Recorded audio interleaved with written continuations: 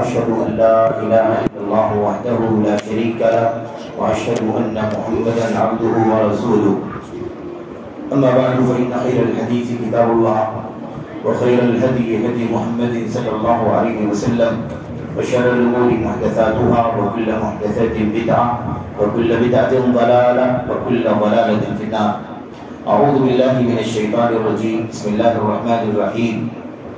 يا أيها المزمل قم الليل إلا قليلا نصفه أو انقص منه قليلا أو زد عليه ورتل القرآن ترتيلا إلى آخر الآيات. وقال النبي صلى الله عليه وسلم أو قال جبريل عليه الصلاة والسلام للنبي صلى الله عليه وسلم يا محمد عيش ما شئت فإنك ميت وأحبب من شئت فإنك مفارق واعمل ما شئت فإنك مجزي به واعلم أن شرف المؤمن قيامه بالليل وعزه استغناؤه عن الناس أو كما قال عليه الصلاة والسلام. وقال صلى الله عليه وسلم لعبد الله بن عمر نعم الرجل عبد الله لو كان يصلي من الليل. وقالت عائشة رضي الله عنها إذا دخل العشر الأخير من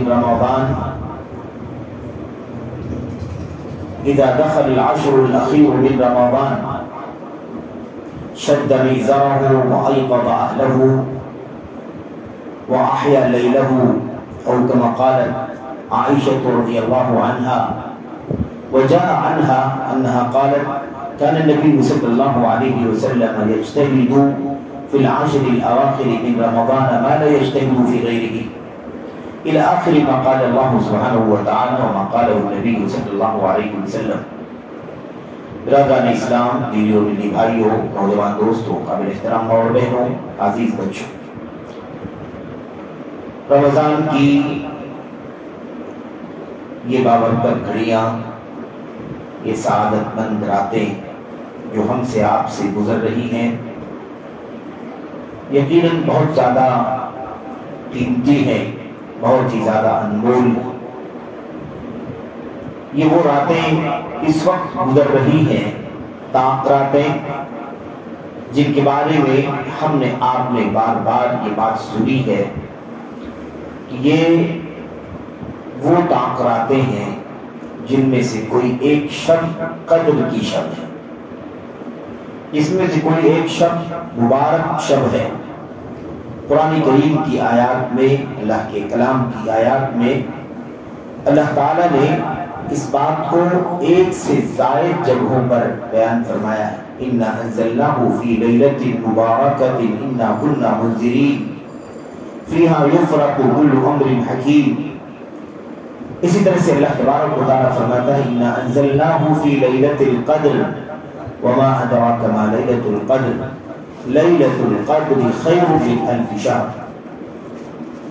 تو یہ راتیں بڑی اہم ہیں، بہت قیمتی ہیں. آج کی یہ شب ماہ رمضان کی 23ویں شب ہے اور یہ بھی ان طاق راتوں میں سے ایک رات ہے. میرے بھائیوں، جس کے قدر کی شب ہونے کا اللہ تبارک و تعالیٰ کی طرف سے امکان ہے، کیونکہ اللہ کے نبی علیہ الصلوۃ والسلام نے فرمایا تھا التمسوها فی الوتر من العشر الاواخر من رمضان. اے لوگوں، قدر والی رات کو ماہ رمضان کی آخری عشرے کی طاق راتوں میں سے کسی رات میں تلاش کرو. قدر کی رات ہے، طاق رات ہے، اور فضیلت، مقام، مرتبہ، عظمت 1000 مہینے سے بھی بہتر ہے. 1000 مہینے سے بہتر. اللہ تبارک و تعالیٰ نے اس رات کا مقام اتنا اونچا بنا دیا ہے، 1000 مہینے کے برابر نہیں بلکہ 1000 مہینے سے بہتر ہے یہ رات. علماء نے جب 1000 مہینوں کو سال میں کنورٹ کیا تو پتہ ہی چلا کہ وہ 83 سال سے بھی زیادہ کا عرصہ بنتا ہے. میرے بھائیوں، نوجوان ساتھیوں اور قابل احترام بزرگوں، بھلا 83 سال سے زیادہ زندگی جینے والے کتنے فیصد لوگ ہیں ہمارے بیچ؟ 83 سال کچھ مہینے کچھ دن 1000 مہینے کے بنتے ہیں۔ اور یہ رات کتنے گھنٹے کی ہے؟ ہمارا اگر غروب آفتاب 7 بجے کے قریب ہوتا ہے، 7 میں کچھ کم 6-7 منٹ کا، 7-8 منٹ کا، اور طلوع فجر یعنی صبح صادق کتنے بجے ہوتا ہے؟ 5:20 یا اس کے اندر، 5:20 کے بیچ۔ یعنی اگر آپ اندازہ لگائیں تو کل ملا کر کے غروب آفتاب سے لے کر طلوع فجر تک یہی رات ہے ہماری۔ رات کہاں سے شروع ہوتی ہے؟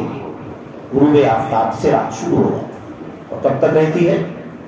طلوع فجر تک، یعنی صبح صادق تک۔ یہ اس کا پورا پیریڈ ہے۔ تو 7 بجے سے لے کر کے تقریباً اور 5 بجے صبح صادق تک تقریباً یہ آپ کی رات ہے، ٹھیک ہے؟ یہ رات کل تقریباً 10 گھنٹے کی بنتی ہے۔ 10 گھنٹے کی رات اللہ تبارک و تعالیٰ کے مقام کتنا اونچا ہے؟ 1000 مہینے سے بہتر، 1000 مہینے سے بہتر، خیر من الف شہر، 1000 مہینوں سے بہتر ہے وہ رات۔ یہ 10 گھنٹے 100 میرے بھائی کتنے؟ 1000 میں 100 مہینے سے یہی ہوا کہ نہیں ہوا؟ حساب یہی تو ہے میرے بھائیوں۔ 100 200 300 جب وہ 100 ہوگا 1000 ہوگا۔ اب پتہ یہ چلا کہ اس رات کا مقام اتنا اونچا ہے کہ اگر ہماری رات 10 گھنٹے کی ہوتی ہے تو یہ 10 گھنٹے 1000 مہینوں سے بہتر ہے۔ 1 گھنٹہ ضائع ہوگا تو کتنا ضائع ہو جائے گا میرے بھائی؟ اگر 83 سال بنتے ہیں تو 8 سال 3 مہینے ویسٹ ہوں گے کہ نہیں ہوں گے 1 گھنٹے کا ضیاع کرنے سے؟ ہم لوگ آج کل میڈیا کا دور ہے، ہم لوگ کا دماغ بھی، ہماری اور آپ کی سوچ بھی عام طور پر ڈیجیٹل ہو گئی۔ ہم لوگ بھی ڈیجیٹل اعتبار سے سوچتے ہیں، ہر چیز کا ٹیکنیکل ڈیجیٹل حساب کر کے اور پورے طور پر اس کو اپنے آنکھوں کے سامنے دیکھنا چاہتے ہیں۔ ہمارا سروے جو ہوتا ہے وہ ایک دم ڈیجیٹل انداز کا ہوتا ہے۔ اس لیے اگر اس رات کی اہمیت کو سمجھنا چاہیں تو ایسے بھی سمجھ سکتے ہیں۔ 1000 مہینوں سے زیادہ اونچے مقام رکھنے والی رات جو 10 گھنٹوں پر مشتمل ہے تو اس کا 1 گھنٹہ 100 سال کے برابر، 100 مہینوں کے برابر۔ 1 گھنٹہ 100 مہینے کے برابر۔ یہ 100 مہینہ 8 سال سے زیادہ کا عرصہ بنتا ہے میرے بھائیوں۔ آخر وہ رات کتنی عظمت والی ہے کہ اللہ تبارک و تعالیٰ نے اسے کہہ دیا کہ وہ 1000 مہینے سے بہتر ہے۔ اچھا، ماہ رمضان میں جو سب سے اہم اور بنیادی عبادت ہے وہ صیام، روزہ جس کو ہم کہتے ہیں۔ فرض عبادت کا اس مہینے میں، فرض عبادت کا جو تعلق ہے اس مہینے سے وہ روزہ ہے۔ نماز ہمیشہ ہے کہ نہیں؟ نماز تو ہمیشہ ہی ہے، اس مہینے سے اس کا تعلق نہیں۔ لیکن اگر کوئی فرض عبادت ہے اس مہینے کے اندر تو صرف اور صرف وہ روزہ ہے۔ قرآن کی تلاوت بھی ہمیشہ، ماہ رمضان میں خصوصی اہتمام ہے اس کا، صدقات و خیرات ہے وہ بھی نفلی ہے۔ ایسے ہی آپ دیکھیں عمرہ ہے وہ بھی نفلی ہے، کوئی فرض ضروری نہیں ہے اس مہینے میں، آدمی نفلی روزہ رکھے، نفلی عمرہ کرے، طاقت ہو تو کرے، نہ ہو تو نہ کرے۔ ایسے اعتکاف بھی نفلی عبادت ہے، اور بھی عبادتیں جو بھی ہیں وہ سب نفلی عبادات ہیں۔ اس مہینے کا سب سے بڑا جو فریضہ ہے وہ صیام ہے۔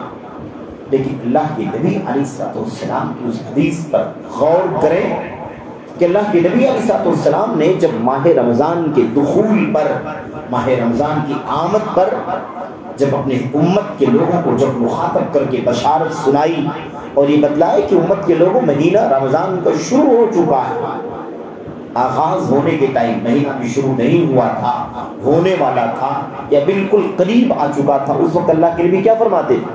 آپ فرماتے تھے ان ھذا الشہر قد حضرکم، اے لوگو یقیناً یہ مہینہ تم پر آ چکا ہے، تمہارے پاس آ چکا ہے۔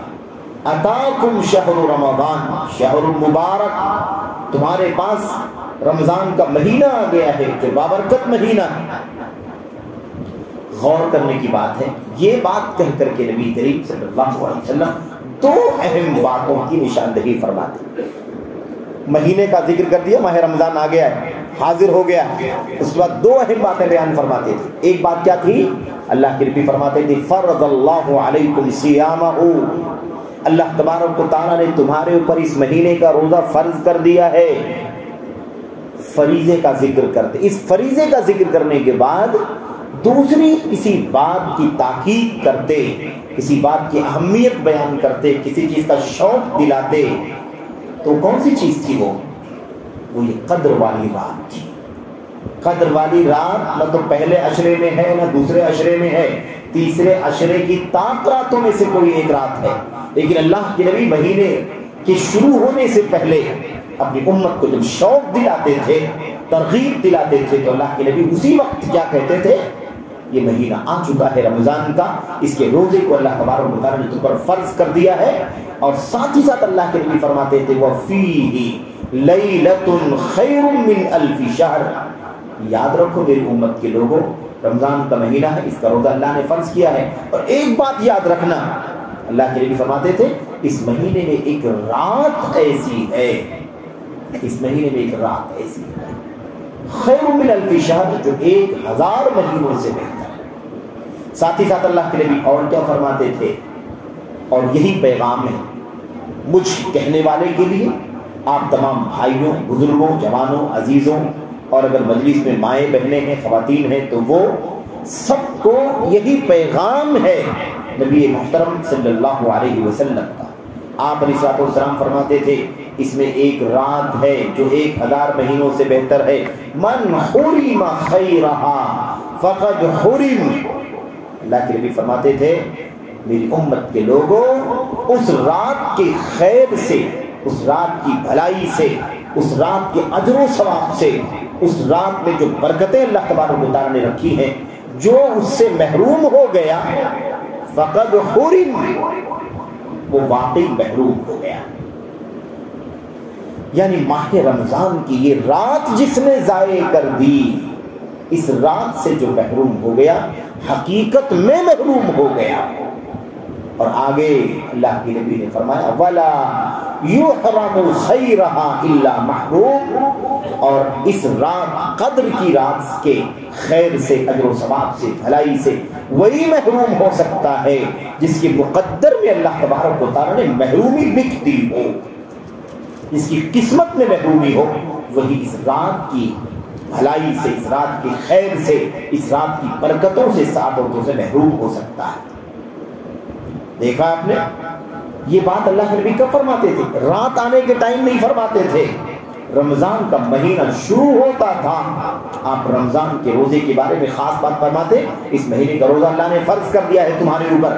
دوسری بات جو ذکر کرتے، یہ فرماتے کہ اس مہینے میں ایک رات ہے جو 1000 مہینوں سے بہتر ہے، اور اس کے بعد یہ ساری تفصیلات، اس رات کی خیر سے، اس کے فضل سے، اس کی برکتوں سے جو محروم ہو گیا حقیقت میں محروم ہو گیا، کیونکہ اس کی برکتوں سے محروم ہونے والا وہی ہو سکتا ہے جس کے مقدر میں، جس کی قسمت میں اللہ تعالیٰ نے محرومی نوٹ کر دی ہو، لکھ دی۔ یعنی ایک بدقسمت آدمی ہی قدر کی رات کی خیر اور بھلائی سے محروم ہو سکتا ہے۔ تو میرے بھائیوں، یہ آج یہ 23ویں شب بھی انہی طاق راتوں میں سے کوئی ایک رات۔ دیکھو قدر کی رات ایگزیکٹ تو کوئی نہیں جانتا، لیکن اللہ کے نبی صلی اللہ علیہ وسلم نے فرمایا التمسوها فی الوتر من العشر الاواخر من رمضان، اس قدر کی رات کو رمضان کی آخری عشرے کی طاق راتوں میں تلاش کرو۔ یہ دوسری طاق رات ہے جو اس ماہ رمضان 1445 میں ہم سے گزر رہی ہے، یہ بھی قدر کی رات ہو سکتی ہے میرے بھائیو، ہمیں نہیں معلوم، ہمیں نہیں معلوم کہ قدر کی رات ہے کہ نہیں ہے۔ 21ویں جا چکی ہے، وہ تھی یا نہیں تھی، یہ ہے یا نہیں ہے، 23ویں میں ہے یا 25ویں میں ہے, 27ویں میں ہے یا 29ویں, ہمیں نہیں معلوم, لیکن یہ بات اچھی طرح سے معلوم ہے کہ ان 5 راتوں میں سے کوئی ایک رات ہے جسے اللہ تبارک و تعالیٰ نے قدر والی رات بنایا ہے. اس لیے یہ راتیں, اس کے لمحات, اس کی گھڑیاں, اس کے گھنٹے, منٹ, سیکنڈ میرے بھائیو ضائع نہ ہو جائیں. اگر ضائع کر دیا ہم نے تو واقعی اس کا مطلب یہ ہے کہ ہم محروم ہیں اللہ تبارک و تعالیٰ کے ہاں. اللہ کے ہاں ہمارے نصیب میں, ہمارے مقدر میں, ہماری قسمت میں اللہ تعالیٰ نے محرومی لکھی ہے, اس لیے ہم محروم ہو گئے. یہ تو تلافی کا ٹائم ہے. تلافی جانتے ہیں؟ تلافی, بھرپائی. 2 عشرے گزر گئے, 10 تاریخ سے, 1 تاریخ سے 10, 10 سے 20. ہم نے کیا رمضان سے فائدہ اٹھایا, کیا نہیں اٹھایا؟ نوافل کا اہتمام ہوا نہیں ہوا؟ قیام اللیل کا اہتمام ہوا نہیں ہوا؟ قرآن کریم کی تلاوت صحیح معنوں میں لفظی معنوی کی نہیں کی؟ ہم نے اس کے اندر صدقات و خیرات کیے نہیں کیے؟ روزوں کی صحیح معنوں میں جیسے حفاظت ہونی چاہیے اس طرح کی ہم نے حفاظت کی یا نہیں کی؟ ہم نے اس مہینے کے اور جو خیر البرکات اور فضائل ہیں ہم نے اس سے فائدہ اٹھایا نہیں اٹھایا؟ یہ تو ہم ہی جانتے ہیں, ہر آدمی اپنے بارے میں جانتا ہے. لیکن میرے بھائیوں, اگر ہم نے کمی کی ہے, کوتاہی کی ہے, خلل کیا ہے, ہم نے دیگر ایام کی طرح سے اگر اس مہینے کے ایام کو بھی ضائع کر دیا ہے, وہی کاروبار, وہی بزنس, وہی لین دین, وہی سفر, وہی گپ شپ, وہی میڈیا, وہی شب بیداری اور ادھر ادھر کی چیزوں میں ہم نے اگر اپنا وقت ضائع کیا ہے یا روزے کو روزے کی طرح سے نہیں رکھا, ہم نے اسے ویسے ہی گزار دیا جیسے کہ روایتی انداز کے روزے لوگ رکھتے ہیں, تو میرے بھائیوں یہ اس کی تلافی کرنے کا سیزن ہے. یہ آخری عشرہ تلافی کرنے کے لیے. کمیاں, کوتاہیاں, خلل اللہ تبارک و تعالیٰ نے یہ موقع دیا ہے, اس میں تلافی کر لو, بھرپائی کر لو اپنے اعمال کو. مزید موقع اللہ نے دے رکھا ہے, اور وقت جتنا شارٹ ہوتا جا رہا ہے اتنا ہی زیادہ قیمتی بھی ہوتا جا رہا ہے. وقت جتنا مختصر ہو رہا ہے اتنا ہی زیادہ قیمتی بھی ہوتا جا رہا ہے. اور یہ اللہ تبارک و تعالیٰ کی طرف سے اپنے بندوں پر اس کا خصوصی کرم ہے, خصوصی احسان ہے کہ اللہ تبارک و تعالیٰ نے اس مہینے کے ایام کو جس طرح یہ ایام گزرتے ہیں مزید قیمتی ہوتے چلے جاتے ہیں, مزید انمول ہوتے چلے جاتے ہیں. میرے بھائیوں, ہمیں نہیں معلوم کہ یہ راتیں ہماری اور آپ کی زندگیوں میں دوبارہ آئیں گی یا نہیں آئیں گی, یہ لمحات ہمیں میسر آئیں گے یا نہیں آئیں گے, ہمیں نہیں معلوم ہے. ہم نے 83 سال کا حساب تو ابھی آپ کے سامنے پیش کیا ہے. 1000 مہینوں کا حساب, 83 سال 4 مہینے کچھ دن.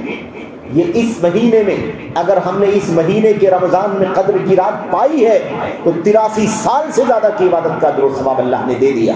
پچھلے سال بھی ملی تھی یہ رات تو 83 سال کا اجر و ثواب. کبھی کبھی انسان غفلت کا شکار ہو جاتا ہے, کبھی کبھی انسان بہت زیادہ فراوانی میں کھو جاتا ہے, سوچتا ہے 83 سال کا ثواب پچھلے سال, 83 سال کا ثواب اس سال, ہر سال 83 سال کا ثواب مل رہا ہے. اگر انسان کو قدر کی رات مل رہی ہے تو کبھی بھی دھوکے میں نہیں جانا, دھوکے میں نہیں پڑنا, اپنے نفس کو دھوکے سے بچانا. میرے بھائیوں, کیونکہ اگر 83 سال کا اجر و ثواب ملتا ہے اس ایک شب کی عبادت اور اس کے احیاء کے ذریعے سے, اس میں قیام کرنے کے ذریعے سے, اس میں اسے عبادات میں گزارنے کے نتیجے میں اللہ تبارک و تعالیٰ 83 سال کا اجر و ثواب دیتا ہے, تو ہمیں اپنے اعمال کا, اپنے گناہوں کا, اپنے معاصی کا بھی حساب کرنے کی ضرورت ہے. 83 سال کا ثواب ملے گا, گناہ کتنے کرتے ہیں ہم, اس کا بھی تو حساب کرنا چاہیے نہیں کرنا چاہیے.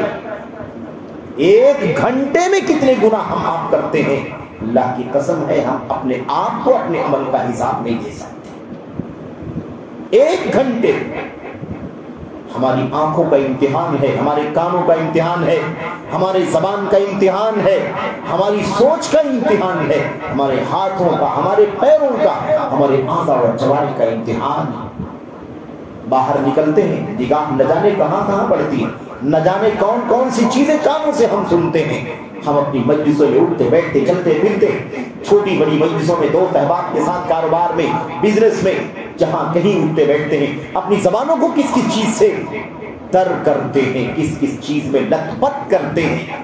ہمیں اس کا کوئی پتہ نہیں. ہماری نمازوں کا کیا حال ہے, ہماری فرائض کا کیا حال ہے, ہمارے روزوں کا کیا حال ہے, میرے بھائیوں ہمارے عقیدے کا کیا حال ہے, ہماری سنت پرستی کا کیا حال ہے, ہمارے کاروبار کا کیا حال ہے.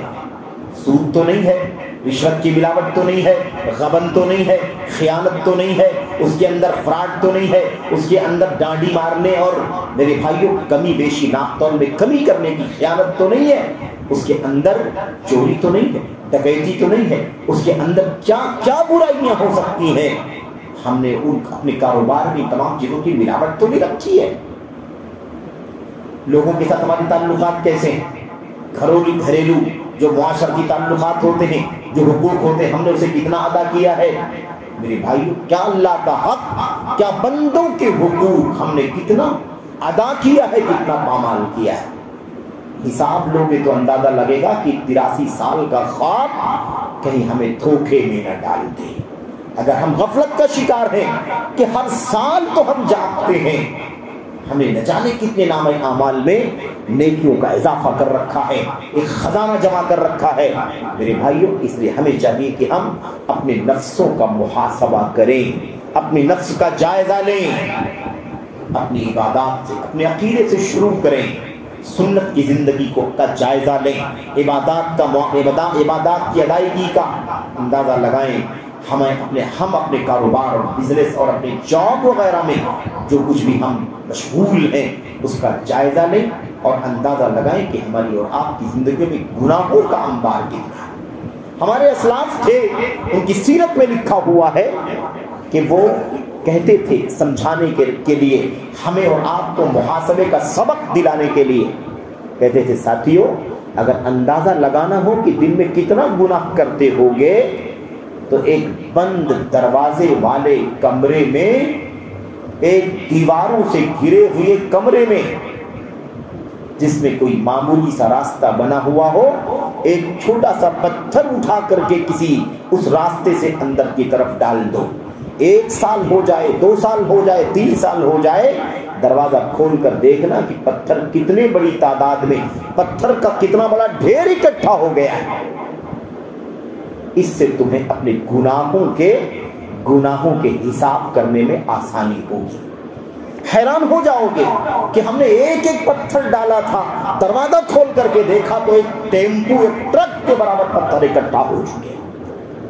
اور اگر ڈیلی ایک پتھر کا یہ عالم ہے, اگر ڈیلی ایک گناہ کا یہ عالم ہے, تو اگر ہم اندازہ لگائیں کہ گھنٹے میں کتنے گناہ کرتے ہیں, 2-4 گھنٹوں میں کتنے گناہ کرتے ہیں, دن بھر میں کتنے گناہ کرتے ہیں, تو آپ اندازہ لگائیں کہ پھر ہم نے اپنے گناہوں کا کتنا بڑا ڈھیر اکٹھا کر لیا ہے اپنے خلاف.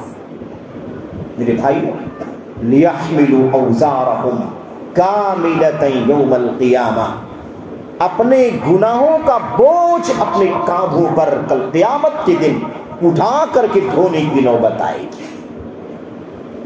یہ ایام بڑے قیمتی ہیں, یہ راتیں بڑی قیمتی ہیں, اس کو ضائع نہیں ہونے دینا. اپنے اعمال کا محاسبہ کرو, اپنے کردار کا جائزہ لو اور ان قیمتی لمحات کی قدر کرنے کی کوشش کرو. میرے بھائیوں, میرے بزرگوں, تو یہ باتیں جو آپ کے سامنے میں عرض کر رہا ہوں, اسے سب سے پہلے اپنی ذات کے لیے عرض کر رہا ہوں, پھر اس کے بعد آپ تک پہنچانے کے لیے عرض کر رہا ہوں, اپنے بھائیوں تک, اپنے بزرگوں تک, اپنی ماؤں بہنوں تک اور اپنے عزیزوں نوجوانوں تک, کہ اللہ تبارک و تعالی ہمیں ان لمحات کی قدر کرنے کی توفیق عطا فرمائے. بھائی آمین رب العالمین. بھائی نبی کریم صلی اللہ علیہ وسلم آپ کے اگلے پچھلے گناہ بخشائے ہوئے تھے کہ نہیں تھے؟ لِيَغْفِرَ لَكَ اللَّهُ مَا تَقَدَّمَ مِن ذَنبِكَ وَمَا تَأَخَّرَ وَقَدْ غَفَرَ اللَّهُ لَكَ. صحابہ کرام کہتے تھے وَقَدْ غَفَرَ اللَّهُ لَكَ مَا تَقَدَّمَ مِن ذَنبِكَ وَمَا تَأَخَّرَ. اللہ کے نبی آپ کے اگلے پچھلے گناہ معاف کیے گئے. لیکن وہ نبی صلی اللہ علیہ وسلم آئیڈیل ہمارے سامنے, نمونہ. کیا یہ عشرہ شروع ہوتا تھا تو آپ اس عشرے میں عبادت کرنے کے لیے پورے طور پر تیار ہو جاتے. کس لیے تیار ہو جاتے تھے؟ عبادت کے لیے. اذا دخل العشر الاخیر من رمضان احیا لیلہ وَأَيْقَظَ أَهْلَهُ وَشَدَّ الْمِئْزَرَ۔ اللہ کے نبی علیہ السلام کے بارے میں اماں عائشہ صدیقہ بیان فرماتی، جن سے زیادہ اللہ کے نبی صلی اللہ علیہ وسلم کی گھریلو باتوں کو اور گھریلو عبادات کو جو گھر میں آپ سنت اور نفل کی شکل میں کیا کرتے تھے، اللہ کے نبی علیہ السلام کے بارے میں ان سے زیادہ جاننے والا کوئی نہیں ہے۔ فرماتی ہیں کہ جب آخری عشرہ رمضان کا شروع ہوتا تو اللہ کے نبی علیہ السلام اتنی محنت کرنا شروع کر دیتے، عبادت، ریاضت، بندگی، شب بیداری، قرآن کی تلاوت، دعائیں، استغفار، قیام، اتنا زیادہ، اللہ اکبر، ما لا یجتہد فی غیرہ، اتنی محنت، اتنی تگ و دو، اتنی مشقت، اتنی ریاضت نبی کریم صلی اللہ علیہ وسلم اس عشرے سے پہلے دونوں عشروں میں نہیں کیا کرتے تھے۔ کیوں معلوم آپ کو؟ اس لیے کہ انہی راتوں میں وہ قدر والی رات ہے جو 83 سال سے زیادہ بہتر ہے۔ اسے پانے کے لیے محنت کرنی ہوگی، ہم پورے وقت کا استغلال کریں گے، پورے وقت کا استعمال کریں گے۔ آج کے 10 دن، 2 دن کے بعد کے 10، دوسری رات، چوتھی رات، پہلی رات، تیسری رات، 5ویں رات، 7ویں رات، 9ویں رات، جب ان سب کو 10-10 گھنٹے اسے بھرپور عبادت میں گزاریں گے تو اللہ تبارک و تعالیٰ کی ذات سے امید ہے کہ وہ قدر کی رات ہمارے ہاتھ لگ جائے گی، ہمیں انشاءاللہ تبارک و تعالیٰ حاصل ہو جائے۔ تو اس کے لیے تو محنت کرنے کی ضرورت ہے، اسے ضائع کر دینا بہت بڑا خسارہ۔ اب سمجھ میں آیا نا آپ کو کہ اللہ کے نبی نے جب رمضان کی بشارت دی تھی اور یہ بتایا تھا کہ اس کا روزہ اللہ نے فرض کیا ہے، اس وقت اللہ کے نبی نے نہ تو عمرے کا ذکر کیا تھا، نہ قرآن کی تلاوت کا ذکر کیا تھا، نہ اللہ کے نبی صلی اللہ علیہ وسلم نے صدقے کا ذکر کیا تھا، نہ اللہ کے نبی صلی اللہ علیہ وسلم نے تسبیحات اور تکبیرات کا ذکر کیا تھا، نہ اللہ کے نبی صلی اللہ علیہ وسلم نے اعتکاف کا ذکر کیا تھا، نہ اللہ کے نبی صلی اللہ علیہ وسلم نے زکوٰۃ الفطر کا ذکر کیا تھا، کچھ نہیں ذکر کیا تھا، قیام اللیل کا ذکر نہیں کیا تھا۔ آپ نے سب کچھ چھوڑ کر کے ایک بات کی بتلا دی تھی، اس مہینے میں ایک رات ہے جو 1000 مہینوں سے بہتر ہے۔ یہ کیوں بیان فرمائی تھی؟ اسی لیے کہ یہ بہت قیمتی ہے، اور اسی لیے یہ زبان سے بھی کہہ دیا، اور جب وہ آخری عشرہ آیا تو زبان سے کہا 5 راتوں میں تلاش کرنا اسے، اور خود اپنی حالت یہ تھی، اماں عائشہ فرماتی ہیں آپ اپنی پوری رات عبادت کرتے، احیا لیلہ، اپنی رات کو زندہ رکھتے، اپنی رات کو زندہ رکھتے یعنی اسے عبادت، ریاضت، بندگی، تلاوت، قیام، دعا، استغفار، گریا، رونا، بلانا، معافی مانگنا، اس میں گزارتے تھے نبی کریم صلی اللہ علیہ وسلم۔ ایقظ اہلہ، یہ نہیں کہ خود پہنچ گئے عبادت کرنے کے لیے، بیوی گھر کے اندر ہے ہمیں کوئی مطلب نہیں، وہ جانے اس کا حساب ہوگا، وہ حساب دے، ہمیں کیا لینا دینا نہیں۔ آدمی کی ذمہ داری ہے کہ اپنے بال بچوں کا بھی کیا کرے، مراقبہ کرے، نگہداشت رکھے، فکر کرے۔ ایقظ اہلہ، آپ اپنی بیویوں کو بھی جگاتے تھے۔ ہم عبادت کرنے کے لیے آئیں، اپنی بیوی کو جگا کر کے آئیں اور تاکید کر کے آئیں۔ اللہ کے نبی صلی اللہ علیہ وسلم نے فرمایا تھا رحم اللہ امرأً ورحم اللہ امرأةً، اس کا خلاصہ میں آپ کو بتلاتا ہوں۔ اللہ کے نبی صلی اللہ علیہ وسلم فرماتے تھے اللہ کی رحمت ہو اس مرد کے اوپر جو رات کو اٹھے، رات کو عبادت کرنے کے لیے اٹھے تو اپنی بیوی کو بھی جگائے، اگر اس کی بیوی جاگ جائے تو ٹھیک ہے، نہ جاگے تو پانی کا چھینٹا مار کر کے اسے جگائے، لیکن جگائے اسے تاکہ وہ بھی عبادت کرے، اور اللہ کی رحمت ہو اس عورت کے اوپر، اس خاتون پر جو رات کو قیام کے لیے اٹھے، عبادت کرنے کے لیے اٹھے، تو اپنے شوہر کو بھی اٹھائے، اگر وہ اٹھ جائے تو ٹھیک ہے، نہ اٹھے تو پانی کا چھینٹا مار کر کے اٹھائے، لیکن اسے بھی اٹھائے کہ وہ بھی عبادت کرے۔ یہ طریقہ ہونا چاہیے ہمارا آپ کا۔ نبی کریم صلی اللہ علیہ وسلم ازواج مطہرات کو جگایا کرتے تھے، وَشَدَّ مِئْزَرَهُ، اور اپنے ازار کو، اپنی تہبند کو کس لیا کرتے تھے۔ کیا مطلب ہے اس کا؟ اس کا 2 مطلب ہے۔ کمر کس لیتے تھے یعنی اب ایک دم الرٹ ہو جاتے تھے، تیار ہو جاتے تھے، آمادہ ہو جاتے تھے کہ اب عبادت میں لگ جانا ہے۔ عبادت میں لگ جانے کے لیے پورے طور پر تیار ہو جاتے تھے، کوئی اور کام نہیں کرنا ہے، اب عبادت میں گزارنا ہے۔ ایک معنی تو یہ، دوسرا معنی یہ ہے کہ آپ ان دنوں میں اپنی ازواج مطہرات سے جو تعلقات ہوتے ہیں زوجین کے، ان تعلقات کو بھی آپ سٹاپ کر دیا کرتے تھے، آپ اس کو بھی بند کر دیا کرتے تھے۔ یہ ہے ان راتوں کی قیمت۔ اللہ کے نبی صلی اللہ علیہ وسلم کے بارے میں اما عائشہ فرماتی ہیں کان النبی صلی اللہ علیہ وسلم یجتہد فی العشر الاواخر ما لا یجتہد فی غیرہ، کان یجتہد فی رمضان ما لا یجتہد فی غیرہ۔ اللہ کی نبی صلی اللہ علیہ وسلم رمضان میں جتنی عبادت اور بندگی کرتے تھے اتنی عبادت رمضان کے علاوہ میں نہیں کرتے تھے، اور ہم یہ بھی جانتے ہیں کہ اللہ کے نبی رمضان کے علاوہ عام حالات میں کتنی عبادت کیا کرتے تھے۔ آپ کے پیروں میں ورم آ جایا کرتا تھا، سوجن آ جایا کرتی تھی، صحابہ کرام کہتے تھے اللہ کے نبی اتنی محنت کرنے کی کیا ضرورت ہے، جب آپ کے اگلے پچھلے سارے گناہ معاف کر دیے گئے ہیں، اتنی مشقت کی کیا ضرورت ہے؟ نبی کریم صلی اللہ علیہ وسلم کہتے تھے افلا اکون عبدا شکورا، کیا مجھے اللہ تبارک و تعالیٰ کا شکر گزار بندہ نہیں بن جانا چاہیے؟ آپ کی بات یہ حالت تھی۔ اور اما عائشہ فرماتے ہیں جتنی محنت آپ رمضان میں کرتے تھے اتنی آپ رمضان کے علاوہ میں نہیں کرتے تھے، یعنی ورم آ جاتا تھا اس سے زیادہ رمضان میں کرتے تھے۔ اور یہی اما عائشہ فرماتی ہیں کہ اللہ کے نبی رمضان میں جتنی محنت کرتے تھے عبادت میں، شروع کے 2 عشرے میں جتنی محنت کرتے تھے اس سے کہیں زیادہ محنت اللہ کے نبی آخری عشرے میں کیا کرتے تھے۔ یہ طریقہ تھا نبی کریم صلی اللہ علیہ وسلم کا، طریقہ یہ نبی کا تھا۔ ہماری حالت زار کیا ہے، ہمارا اپنا حال کیا ہے، ہمارے بازاروں کا کیا حال ہے؟ کیا حال ہے مسلمانوں کی بستیوں کے بازاروں کا حال ذرا دیکھو میرے بھائی۔ آخری اچرا لگا تو پھر ساری توجہ بازاروں کی طرف، خریداری، کپڑے گہنے اور کاسمیٹکس اور اس کے علاوہ زیب و زینت اور کیا کیا چاہیے انہیں۔ ایک چھوٹے سے چھوٹے سامان کے لیے 3 4 5 10 20 بار مارکیٹ جانا اور اس کا سلیکشن، اس کا انتخاب کرنا، اور یہ سوٹ ہو رہا ہے یہ نہیں سوٹ ہو رہا ہے، اس کا رنگ ایسا تو اس کا ماڈل ایسا، تو یہ پرانا ہے تو یہ نیا ہے۔ یہ ہماری صورتحال ہے میرے بھائی۔ نبی کریم صلی اللہ علیہ وسلم کا طریقہ کیا تھا؟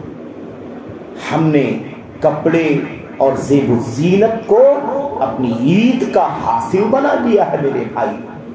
عید اس کی ہے جس کی راتیں عبادت میں گزری، عید اس کی ہے جس کے دن صحیح معنوں میں روزے میں گزرے، عید اس کی ہے جس نے قرآن کریم کی تلاوتوں میں وقت لگایا ہے، عید اس کی ہے جس نے اپنی نگاہوں کی حفاظت کی ہے، عید اس کی ہے جس نے اپنے کانوں کی حفاظت کی ہے، عید اس کی ہے جس نے آپ کو محرمات سے، معاصی سے، منکرات سے، اللہ تبارک و تعالیٰ کو ناراض کرنے والی چیزوں سے اپنے آپ کو بچایا۔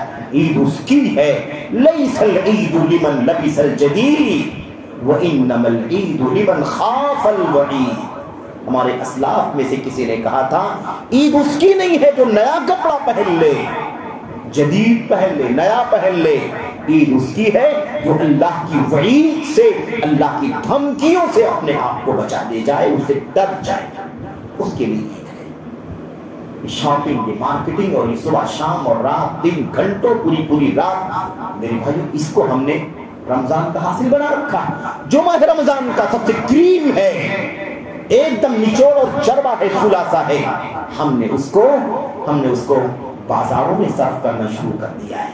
ہم تو ایسی حالت ہو جاتی ہے کہ رمضان کے شروع کے 2 عشروں میں لوگ عشاء کی نماز بھی پڑھتے ہیں، اور وہ تہجد، تراویح، قیام اللیل، صلاۃ اللیل جو بھی کہہ لیں، جس کو ہم پڑھتے ہیں 11 رکعات وہ بھی پڑھتے ہیں، لیکن جیسے آخری عشرہ آتا ہے ہم نے صرف فرض پر اکتفا کرنا شروع کر دیا، اب وہ تراویح بھی نہیں پڑھتے ہیں، سارا وقت وہاں بازاروں میں جا رہا ہے، بلکہ عشاء کے وقت کو بھی ضائع کر دیتے ہیں۔ لوگ افطار کے بعد مارکیٹنگ کرنے کے لیے نکلتے ہیں، نہ انہیں عشاء سے کوئی لینا دینا ہے، نہ انہیں قیام سے کوئی لینا دینا ہے، نہ قدر کی راتوں کی کوئی قدر ہے ان کے یہاں۔ یہ حالت ہے میرے بھائیوں ہماری۔ نبی کریم صلی اللہ علیہ وسلم کی بے شمار باتیں۔ ایک بات اور میں عرض کروں، بہت ساری باتیں بہت ساری۔ اللہ کے نبی علیہ السلام اس مہینے کے اس آخری عشرے میں یہاں تو مجھے خیمے دکھائی نہیں دے رہے، اوپر ہیں کیا اعتکاف والے؟ اوپر ہیں. یہ عبادت اعتکاف کی ہے. اعتکاف کس لیے؟ آپ جانتے ہیں اعتکاف کس لیے؟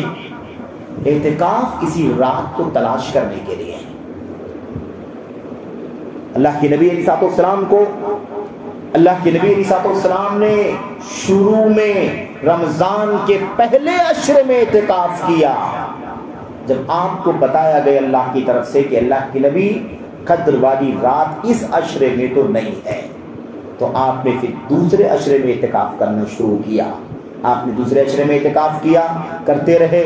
اس کے بعد اللہ تبارک و تعالیٰ کی طرف سے یہ بتایا گیا کہ اللہ کے نبی اس میں بھی نہیں ہے وہ قدر والی رات، قدر والی رات اس میں بھی نہیں. پھر اللہ کے نبی صلی اللہ علیہ وسلم نے آخری عشرے میں اعتکاف کرنا شروع کیا. کیوں؟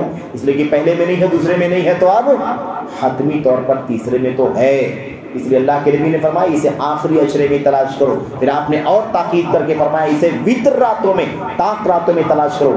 21 23 25 27 29 میں تلاش کرو. اللہ کے نبی صلی اللہ علیہ وسلم اس کے بعد عمر بھر، زندگی بھر اعتکاف کرتے رہے. آخری عشرے میں اللہ کے نبی نے 10 دن کا ہمیشہ اعتکاف کیا. اعتکاف کرتے رہے، کرتے. 1 سال کسی وجہ سے اعتکاف چھوٹ گیا تو اللہ کے نبی علیہ السلام نے اس کے بدلے میں 20 دن کا اعتکاف. سمجھ رہے ہیں؟ اور اللہ کے نبی کی وفات کے بعد آپ کی ازواج مطہرات نے اعتکاف کیا. اور اعتکاف کہاں کیا تھا؟ مسجد ہی میں کیا تھا. اعتکاف مسجد ہی میں ہوتا ہے، مرد ہو یا عورت ہو. اعتکاف کے معنی ہوتے ہیں مسجد کو لازم پکڑنا، ایک دم خالی فارغ البال ہو کر کے، فری ہو کر کے ایک دم مسجد کو عبادت کے لیے لازم پکڑ لینا. نہ بزنس کرو گے، نہ جاب کرو گے، نہ فون ہینڈل کرو گے، نہ ڈیلنگ کرو گے، نہ لین دین کرو گے، نہ گائیڈ کرو گے. اگر ایسا کرنا ہے تو آ جاؤ مسجد میں 10 دن کے لیے. اور اگر چاہتے ہو کہ اعتکاف بھی ہوتا رہے، ڈیلنگ بھی ہوتی رہے، اس سے بہتر ہے اعتکاف نہ کرو. ٹائم سے اپنے کاروبار کرو، جو وقت بچتا ہے اس میں اللہ کی عبادت کرتے رہو. کیونکہ وہ اعتکاف کے منافی ہے کہ ہم اعتکاف کے لیے بیٹھے بھی رہیں اور سارا دھندا کاروبار ٹیلی فون موبائل سے ہینڈل بھی کرتے رہیں. اعتکاف کے منافی ہے یہ. اعتکاف اسی لیے ہے تاکہ یہ قدر کی رات تلاش کی جائے. جب ایک بندہ اللہ تبارک و تعالیٰ کا جب مستقل طور پر 10 دن عبادت میں لگا رہے گا تو حتمی طور پر اسے قدر کی رات ملے گی یا نہیں ملے گی. یہ مقصد ہے میرے بھائیوں، میرے بزرگوں، بہت بنیادی مسئلہ ہے. تو قدر کی راتوں کی بڑی فضیلت ہے، بڑا مقام ہے. یہ 1000 مہینے 83 سال یہ سب باتیں آپ کے سامنے آ گئی. 1-2 باتیں میں اور عرض کرنا چاہتا ہوں. نبی کریم صلی اللہ علیہ وسلم کی وہ حدیث جو آپ نے فرمایا تھا، من قام لیلۃ القدر ایمانا واحتسابا غفر له ما تقدم من ذنبه. جس نے قدر کی رات کو عبادت میں گزارا، من قام کھڑا ہوا قدر کی رات میں، یعنی کیا مطلب؟ قدر کی رات طاق راتوں میں راتوں کو کھڑے ہو کر کے عبادت کرتا رہا، غفر. 2 شرطوں کے ساتھ، ایمانا واحتسابا. ایمان کی حالت میں، ایمان تو ہی جڑ ہے، ایمان ہی تو اصل ہے. ایمان ہی جب نہیں ہے تو پھر تو ساری شرطیں، ساری خوبیاں، ساری اچھائیاں سب بیان کر کے کوئی فائدہ نہیں. ایمان پہلی شرط ہے. ایمان کی حالت میں واحتسابا، اور اللہ سے اجر و ثواب لینے کے لیے، اللہ سے اجر و ثواب کی تلاش کے لیے. احتساب اللہ تعالیٰ سے اجر حاصل کرنے کی نیت سے، نہ دکھاوا، نہ ریاکاری، نہ نام، نہ نمود، نہ شہرت، نہ چرچا، نہ کوئی اور مقصد. احتساب اللہ تبارک و تعالیٰ سے اجر حاصل کرنے کے لیے. اللہ سے ثواب ملے گا، اللہ سے اجر ملے گا، اللہ قبول فرمائے گا، اللہ تبارک و تعالیٰ اس کا نیک صلہ دے گا، بدلہ دے گا.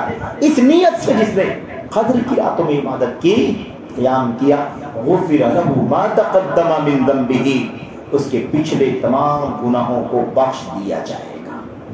غفر له ما تقدم، جو کچھ پچھلا گزرا، اس میں ایسا لگتا ہے کہ سارے گناہ آ گئے، لیکن میں آپ کو بتانا چاہتا ہوں سارے گناہ نہیں آئے. اس کے اندر سارے گناہ نہیں آئے. اس میں سارے گناہ وہ آئے جس کا تعلق اللہ تبارک و تعالیٰ سے ہے، اللہ کی ذات سے اس کا تعلق ہے.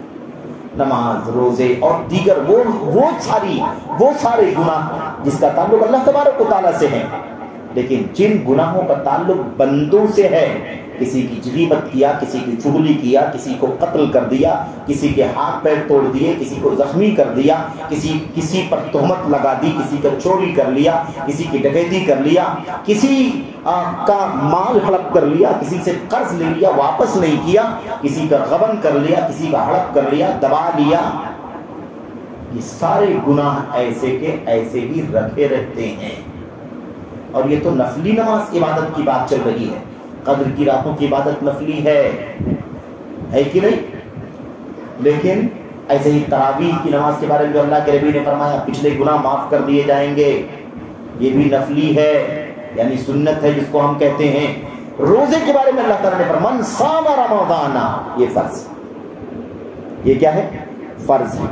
ماہ رمضان کا روزہ اگر کوئی ایمان کی حالت میں اور ثواب کی نیت سے رکھے، اس کے اللہ تعالیٰ کے حق والے گناہ تو معاف ہو جائیں گے، لیکن بندوں کے حق والے گناہ پھر بھی اس کے ذمے لگے رہیں گے، اس لیے کہ جس کا حق ہے وہ معاف کرے گا۔ امت کا اجماع ہے، نہ نماز فرض 5 وقتہ نمازوں سے کوئی بندے کا حق معاف ہوگا، نہ فرض روزہ رکھنے سے بندے کا حق معاف ہوگا، نہ فرض زکوٰۃ دینے سے کسی بندے کا حق معاف ہوگا۔ بہت لوگ خرچ کرتے ہیں اللہ تعالیٰ کے راستے میں، لیکن دوسروں کے ہڑپ غبن جو کیے ہوتے ہیں اسے نہیں ادا کرنا چاہتے، سوچتے ہیں اس راستے سے وہ سب معاف ہو جائے۔ ایسی بات نہیں، نہ عمرہ کرنے سے بندے کا حق معاف ہوگا، نہ حج فرض حج کرنے سے۔ تو جو فرض عبادات کرنے سے بندوں کے حق معاف نہیں ہو سکتے، تو نفلی عبادات کرنے سے اللہ تعالیٰ کے حقوق کے علاوہ بندوں کے حقوق کیسے معاف ہو سکتے؟ امت کا اجماع ہے اس پر کہ اس سے اللہ تعالیٰ کے حق والے گناہ معاف ہوتے ہیں، بندوں کے حق والے گناہ معاف نہیں ہوتے۔ اگر ایسے ہی معاف ہوتے تو بڑا آسان تھا کہ 5 لاکھ روپے خرچ کر کے کوئی آدمی حج بیت اللہ کر لے اور 10 گنا 20 گنا کروڑوں روپے کسی کا ہڑپ کر چکا ہو، 5 لاکھ روپے کے حج کرنے سے سب معاف ہو جائے۔ ایسے نہیں ہوگا، یہ اللہ تبارک و تعالیٰ کا حق صرف اور صرف معاف ہوگا۔ اس لیے یہ بات اس لیے ذکر کر رہا ہوں اپنی ذات کے لیے، آپ کے لیے، کہ ان راتوں میں اس بات کی توفیق مانگو کہ اللہ تبارک و تعالیٰ ہمیں اپنے آپ کو گناہوں سے بچنے کی توفیق عطا فرمائے۔ اللہ تعالیٰ کے حقوق والے گناہ تو معاف ہو جائیں گے، لیکن بندوں کے حقوق والے گناہ معاف کرانے کی فکر کرو، فکر کرو کہ بندوں کے حقوق کو کیسے ہم معاف کر پائیں گے۔ قیامت کا دن ہوگا، اللہ کے سامنے حاضری ہوگی، پیشی ہوگی۔ میرے بھائیوں، حق والے اپنے حقوق کا مطالبہ کریں گے، حق والے اپنے حقوق کا مطالبہ کریں گے۔ اے اللہ میرے ساتھ اس نے ایسا کیا، چوری کیا، ڈکیتی کیا، مارا، ستایا، غیبت کیا، ہڑپ کیا، قرض لے لیا واپس نہیں کیا، جان لے لیا، تہمت لگا دی وغیرہ۔ اے اللہ تبارک و تعالیٰ مجھے اس سے اپنا حق چاہیے۔ آدمی کے پاس ادا کرنے کے لیے قیامت کے دن کچھ نہیں ہوگا۔ یہ 80 سال کی عبادتیں اس بندے کا حق ادا کرنے میں ساری کی ساری چلی جائیں گی۔ نیکیاں انسان کی بندوں کے حق ادا کرنے میں صرف ہو جائیں گی۔ اگر نیکیاں رہیں گی تو، اور نیکیاں ختم ہو چکی ہوں گی تو ان حق والوں کے گناہوں کو اٹھا کر کے مجھ پر آپ پر لاد دیا جائے گا، اور حکم ہوگا اسے اٹھا کر کے جہنم کی کھائی میں پھینک دیا جائے گا، مجھ کو آپ کو پھینک دیا جائے گا۔ تو اللہ تبارک و تعالیٰ سے ان راتوں میں توبہ، استغفار اور معافی مانگنے کی ضرورت ہے۔ تو ان راتوں کی فضیلت کو سمجھیں، راتوں کی فضیلت کو سمجھیں۔ اللہ کے نبی محمد رسول اللہ صلی اللہ علیہ وسلم کے پاس جبریل تشریف لائے۔ کون؟ جبریل امین علیہ السلام۔ اور اللہ کے نبی علیہ السلام کے پاس جبریل امین رمضان کی ہر رات کو آیا کرتے تھے۔ جانتے ہیں وَذَلِكَ حِينَ يَلْقَاهُ جبریل، رمضان میں ہر رات نبی کریم صلی اللہ علیہ وسلم کے پاس جبریل امین آتے تھے۔ وَكَانَ يُدَارِسُهُ الْقُرْآنَ، اور آپ صلی اللہ علیہ وسلم کے ساتھ بیٹھ کر کے قرآن کریم کا دور ہوتا تھا۔ قرآن کریم کا مراجعہ، اس کا مذاکرہ، اس کو دہرانا، اس کو پڑھنا اور اس کا اعادہ کرنا، یہ کام ہوتا تھا نبی کریم صلی اللہ علیہ وسلم کے ساتھ جبریل امین علیہ السلام بیٹھ کر کے یہ کام کرتے تھے، ہمیشہ ہوتا تھا۔ جبریل امین علیہ السلام ایک بار نبی کریم صلی اللہ علیہ وسلم کے پاس، رمضان کی بات نہیں ہے، اللہ کے نبی صلی اللہ علیہ وسلم کے پاس جبریل امین تشریف لائے، اللہ کی طرف سے بھیجے گئے اور آ کر کے اللہ کے نبی سے مخاطب ہوئے، کہا یا محمد صلی اللہ علیہ وسلم، اے محمد صلی اللہ علیہ وسلم، عیش ما شئت فإنک میت، اے اللہ کے نبی صلی اللہ علیہ وسلم، آپ کو جو زندگی ملی ہے اسے جی لیجئے، فإنک میت، کیونکہ یقیناً آپ کو ایک دن مرنا، جو زندگی ملی ہے اللہ تعالیٰ نے دی ہے وہ زندگی جی رہے ہیں، آپ جی لیجیے، جتنا آپ کو جینا ہے زندگی میں، جتنا زندگی مل رہی ہے اتنا آپ جی لیجیے، لیکن یہ ہمیشہ نہیں ہے زندگی ہے، فإنک میت، یقیناً آپ کو مرنا ہے، بلکہ یقیناً آپ میت ہیں، مردہ ہیں۔ عربی زبان جاننے والے ہمارے علماء طلبہ جانتے ہیں اس طرح کی تعبیر جو خبر کی ہوتی ہے نا، ایک دم حتمی اور یقینی ثابت کرنے کے لیے، آپ میت ہیں، یقیناً آپ میت ہیں، کیا مطلب؟ یعنی موت تو آنی ہی آنی ہے آپ کی، ابھی میت نہیں، زندہ ہے، آپ سے بات ہو رہی ہے، لیکن یقیناً آپ میت ہیں، یعنی آگے آپ کو مرنا ہی مرنا ہے۔ اب میت کا لفظ، موت کا لفظ، مرنے کا لفظ استعمال کوئی کرتا ہے اللہ کے نبی کے بارے میں تو کچھ لوگ ناراض ہو جاتے ہیں، ایسا لگتا ہے کہ موت کا لفظ کوئی گستاخی کا لفظ ہے، مرنے کا لفظ کوئی تنقیص اور توہین کا لفظ ہے۔ نہیں میرے بھائی، قرآن کا لفظ ہے، سنت کا لفظ ہے، جبریل نے استعمال کیا، اللہ کے نبی نے استعمال کیا، صحابہ نے استعمال کیا، اس میں عیب کی کون سی بات ہے؟ موت کا مطلب وہی ہے نا، جسم اور روح کا کنیکشن کٹ جائے،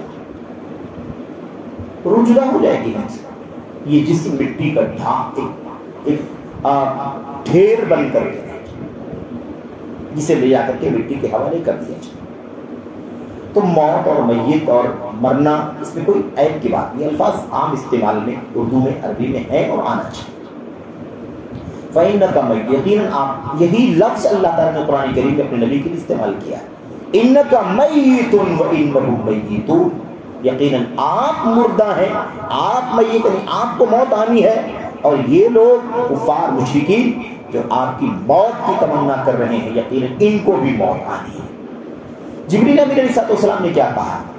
دوسرا، پہلی بات ہو گئی جو آپ کو زندگی ملی ہے آپ جی لیجیے، آپ کو ایک دن مرنا ہے، یہ پیغام ہے، زندگی دائمی نہیں ہے، زندگی پائیدار نہیں ہے، زندگی ہمیشہ ہمیشہ کے لیے نہیں ہے، زندگی باقی رہنے والی نہیں ہے، یہ دنیاوی زندگی یہ موت پر ختم ہو جائے گی، موت پر کلوز ہو جائے گی زندگی، آخری صفحہ ہوگا جو موت پر بند ہو جائے۔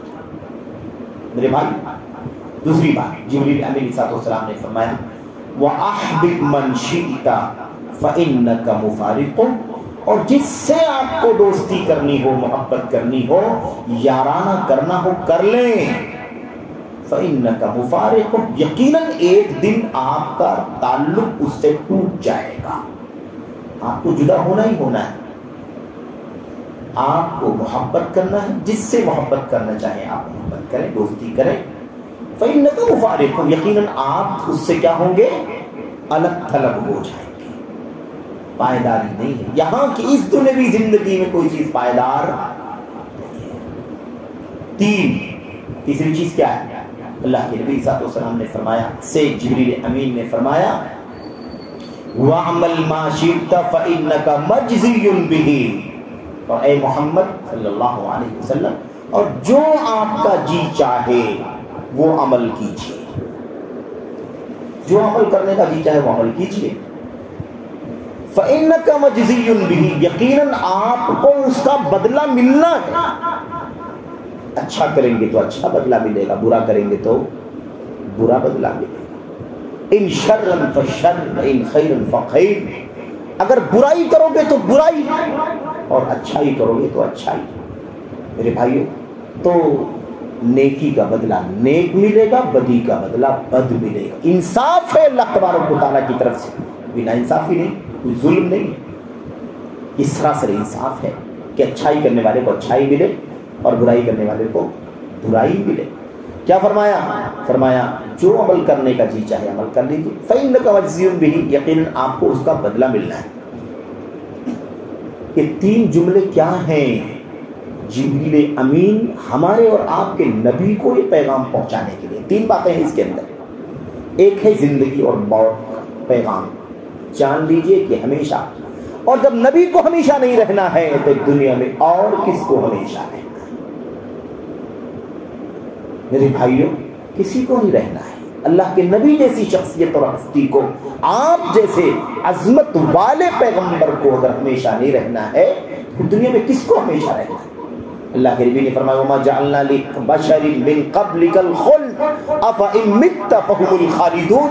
اللہ کے نبی عیسیٰ علیہ السلام کو اللہ نے مخاطب ہو کر کے فرمایا اللہ کے نبی آپ سے پہلے ہم نے کسی انسان کو ہمیشہ زندگی دی نہیں.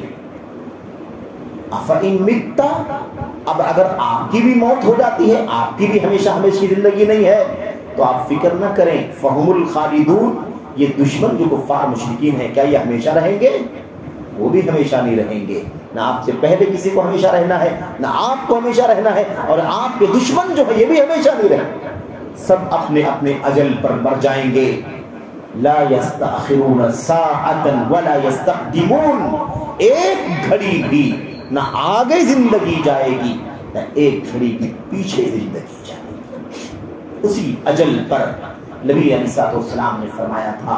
دوسری طرف میں نہ چلے جاؤں، دوسرے موضوع میں اللہ کے نبی نے فرمایا تھا قیامت جب آئے گی کیا حال ہوگا میرے بھائیوں؟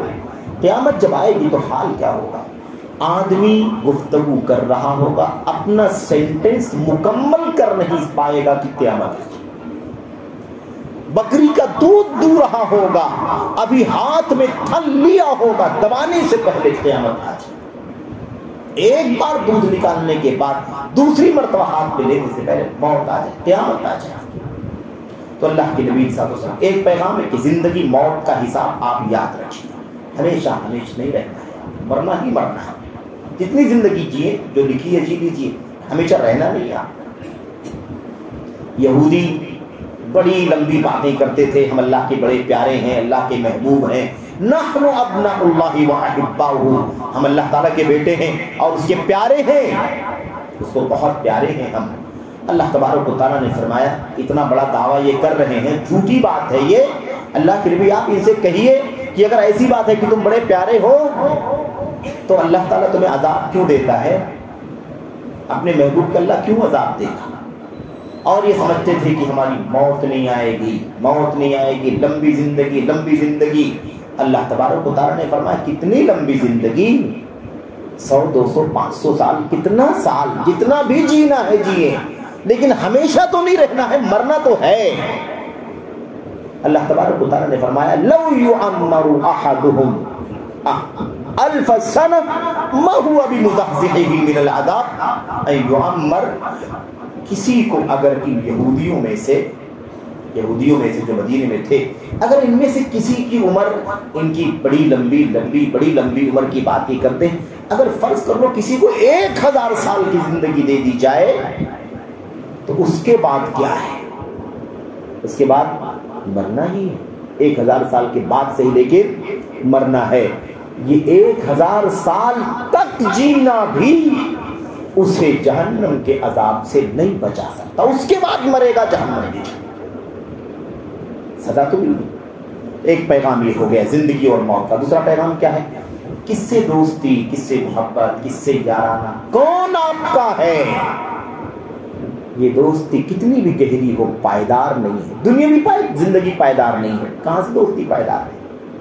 ختم ہو جائے گی زندگی. اس لیے تیاری کرو آخرت کی، کوئی کسی کے کام نہیں آنے والا ہے. یوم یفر المرء من ابیہ، بہت لمبا موضوع ہے وہ. تیسری بات اللہ کی کیا فرمایا جبریل امین علیہ السلام؟ آپ نے فرمایا عمل جو بھی کر رہے ہو کرو، یاد رکھو بدلے کا ذہن سے، بدلے کا حساب کتاب کا جزا اور بدلے کا تصور ذہن سے، دل سے نکلنا نہیں چاہیے. جو بھی کرو گے اس کا بدلہ تو تمہیں ملنا ہی ملنا ہے. دنیا میں نہیں ملا، چلے گئے، مر گئے، کوئی بات نہیں. مرنے کے بعد اٹھائے جاؤ گے، وہاں حساب و کتاب ہوگا، وہاں بدلہ دیا جائے. وہی تو ایک اللہ کا سبحان اللہ ایسا فیصلہ ہے، قیامت کے دن کا فیصلہ ایسا فیصلہ ہے جہاں انصاف ہونا ہی ہونا ہے، بدلہ ملنا ہی ملنا ہے۔ دنیا میں تو بڑی بڑی خیانتیں، بڑے بڑے غبن، بڑے بڑے غدر، بڑے بڑے دھوکے، نہ جانے کون کون سے راستے اختیار کر کے لوگ اپنے آپ کو بچا لیتے ہیں، لیکن وہ ایک انصاف کے فیصلے والا دن باقی ہے۔ سارے پردے اٹھ جائیں گے، سارے نامے کھل جائیں گے، سارے صفحات پلٹ پلٹ کر کے ہمارے سامنے پیش کر دیے جائیں گے، حیران ہو جائیں گے ہم۔ سوچا بھی نہیں تھا اتنے سارے گناہ نوٹ کر دیا گیا ہوگا۔ کب کیا، کس صبح، کس شام، کس ہفتے، کب کیا ہے، نہیں یقین تھا۔ میرے بھائیوں، خلاصے کلام کیا ہے؟ خلاصے کلام یہ ہے کہ یہ راتیں بڑی قیمتی ہیں، اس کی قدر کریں۔ جبریل، اچھا مومن کا جو ایک بات اور اسی حدیث کا ٹکڑا ہے وہ پورا کر کے بات ختم کرتا ہوں میں۔ حضرت جبریل امین علیہ السلام نے ایک بات کہی، اس میں کیا ہے؟ اس میں انہوں نے فرمایا وَعْلَمْ، جان لیجئے اللہ کے نبی صلی اللہ علیہ وسلم، اور یہ بات اللہ کے نبی کو ہے تو اللہ کے نبی کے ہم امتیوں کے لیے بھی ہے، ایسے ہی بالکل جیسے اللہ کے نبی علیہ السلام کے۔ آپ جان لیجئے ان شرف المؤمن قیامہ باللیل، ایک مومن کا مقام، اس کی بلندی، اس کا شرف کیا ہے؟ رات کو قیام کرنا۔ رات کو قیام کرنا یہ مومن کی شرف اور اس کی بلندی کی دلیل۔ ہم فرائض نہیں پڑھتے ہیں تو قیام اللیل کیا کریں؟ ہم تو پنج وقتہ نمازوں میں بھی غفلت اور کوتاہی کا شکار ہیں، تو بھلا اللہ تعالیٰ کے ان نوافل کا اہتمام کیسے کریں گے؟ یہ شرف، بلندی، سعادت کی بات ہے۔ وَعِزَّهُ اسْتِغْنَاؤُهُ عَنِ النَّاسِ، اور مومن کی عزت، سربلندی، شان و شوکت اس میں ہے کہ مومن دوسروں کے ہاتھوں میں جو کچھ ہے، لوگوں کے پاس جو کچھ ہے، اس کی لالچ نہ کرے، اس سے بے نیاز رہے۔ اللہ تبارک و تعالیٰ کے پاس جو کچھ ہے اس کی لالچ کرے، اس کی تمنا کرے۔ بہرحال بات لمبی ہوئی، اللہ سے دعا کریں کہ اللہ تبارک و تعالیٰ کہنے والے کو سب سے پہلے ان باتوں پر عمل کرنے کی توفیق عطا فرمائے، پھر تمام بھائیوں کو، بہنوں کو، بزرگوں کو اور ایسے ہی خاص طور پر نوجوانوں کو، عزیزوں کو ان باتوں پر عمل کرنے کی توفیق عطا فرمائے۔ اللہ عز و جل ان راتوں کو ہم سب کو صحیح معنوں میں استعمال کرنے کی توفیق عطا فرمائے۔ ان راتوں میں جو بھی خیر ہے، فضیلت ہے اور جو کچھ اس کے اندر اجر و ثواب کے راستے ہیں، اللہ تعالی ہم سب کو ان سے بھرپور فائدہ اٹھانے کی توفیق عطا فرمائے۔ آمین یا رب العالمین۔ صلی اللہ وسلم وبارک علی نبینا محمد وعلی آلہ وصحبہ اجمعین۔ السلام علیکم ورحمۃ اللہ وبرکاتہ۔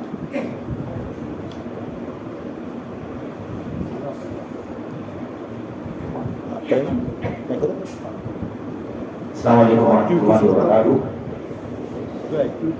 جی، میں سمجھتا ہوں کہ ہمیشہ ہر سال رمضان کی راتوں میں سے کسی ایک رات میں صوبائی جمعیت اہل حدیث ممبئی کے نمائندے آپ سے ملاقات کرتے ہیں۔ آج کی شب میں بھی جمعیت کے نمائندے آپ کی خدمت میں حاضر ہوئے ہیں۔ صوبائی جمعیت اہل حدیث ممبئی کو آپ جانتے ہیں، اس کی سرگرمیوں کو جانتے ہیں، اور یہ واحد جماعت ہے جس کا خالص مشن اللہ کی توحید اور اللہ کے نبی علیہ السلام کی سنت کو، سلف صالحین کے منہج کو دنیا میں پھیلانا اور عام کرنا ہے۔ شرک کا خاتمہ کرنا، بدعت کا خاتمہ کرنا، نفس پرستی اور دیگر منکرات کا سماج سے خاتمہ کرنا اس جماعت کا خصوصی مشن اور اس کی سرگرمی میں شامل ہے۔ ہر سال 10 سے 12 لاکھ روپے کی منہج اور عقیدے کی کتابیں چھاپنا اور اسے جماعت کے حلقوں میں ملک اور باہر تک فری میں تقسیم کرنا، بڑے پیمانے کی کانفرنسیں منعقد کرنا، بڑے پیمانے کے طلبہ کے لیے مسابقے منعقد کرنا، بڑے پیمانے کا ریلیف ملک کے مختلف حصوں میں جب کوئی آفت، کوئی مصیبت آسمانی زمینی آ جائے تو ان تک پہنچانا۔ ایسی بڑے پیمانے پر شہر بمبئی میں جو مساجد ہیں، مدارس ہیں، دعوتی ادارے ہیں، ان میں کام کرنے والے ائمہ، خطبہ، دعات، مدرسین، ان کی تدریب یعنی ٹریننگ کا بڑے پیمانے پر انتظام، جس میں ہر سال تقریباً 400 کے قریب علماء ائمہ جمع ہوتے ہیں، ان کی تدریب کا، ان کی تقریب کا انتظام ہوتا ہے۔ اس کے علاوہ میرے بھائیوں، ماہانہ اجتماعات، ہفتہ واری اجتماعات، 15 روزہ اجتماعات، دروس اور دیگر ساری ایکٹیویٹیز جو صبح جمعیت کی طرف سے الحمدللہ چلتی ہے، اللہ تبارک و تعالیٰ کی فضل سے، اس کی توفیق سے یہ سب کام انجام پاتا ہے۔ اور پھر اس کے بعد آپ احباب جماعت کا تعاون اس کے اندر سب سے بڑا کردار ادا کرتا ہے۔ آپ جانتے ہیں کہ سارے کاموں کے پیچھے مادے کی ضرورت ہے، مال خرچ کرنے کی ضرورت ہے، اور اس کے انتظام کے بغیر یہ سارے کام انجام نہیں پا سکتے۔ تو اللہ تبارک و تعالیٰ کی فضل و کرم اور اس کی توفیق اور مدد کے بعد جماعت کے احباب آپ تمام بھائیوں اور بہنوں کی طرف سے جو مدد جماعت کو پہنچتی ہے اس کے ذریعے سے یہ ساری سرگرمیاں انجام پاتی ہیں۔ آج بھی جمعیت کے نمائندے موجود ہیں، میں بھی خادم آپ کے سامنے موجود ہوں۔ ہمارے شیخ ایوب صاحب اثری حافظہ اللہ جو ہمیشہ آپ کے پاس آتے جاتے رہتے ہیں وہ بھی دیر سے موجود ہیں۔ آپ سے گزارش ہے کہ صبح جمعیت اہل حدیث ممبئی کا دل کھول کر کے تعاون کریں، بڑھ چڑھ کر کے اس میں حصہ لیں۔ آپ کا یہ تعاون توحید و سنت کے مشن کا تعاون ہے، آپ کا یہ تعاون شرک و بدعت کے خاتمے کا تعاون ہے۔ آپ کی اپنی جماعت کی مضبوطی ہے، آپ کی اپنی جماعت ہے، اور آپ کی اپنی جماعت کا مشن دراصل آپ کے ہاتھوں سے مضبوط ہونا چاہیے۔ اس لیے آپ سے خصوصی گزارش ہے کہ اس مشن میں بڑھ چڑھ کر کے حصہ لیں۔ اللہ تعالیٰ آپ کو جزائے خیر عطا فرمائے۔